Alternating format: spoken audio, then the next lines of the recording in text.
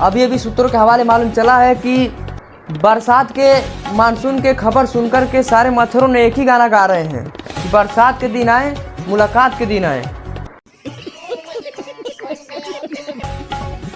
थोड़ी सी बारिश को मानसून समझने का कोशिश ना करें। अभी तो भगवान ने गर्म तवे पर पानी छिड़का है। अभी तो सभी व्यक्तियों का वड़ा पाव बनाना बाकी है। तू समझा? हाँ। नहीं, तू समझा नहीं। भीषण गर्मी के पड़ने की वजह से एक लड़का ने एक लड़की को बोला तुम बहुत हॉट हो। इस बात को सुनकर सूर्यदेव हुए नाराज, पारा पहुंचा दिया 48 डिग्री।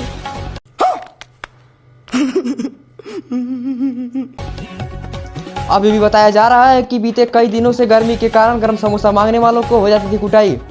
जो मौसम में हुई भारी परिवर्तन के कारण गर्म समोसा मांगने वालों को मिली राहत। अभी दुकानदारों ने अब गर्म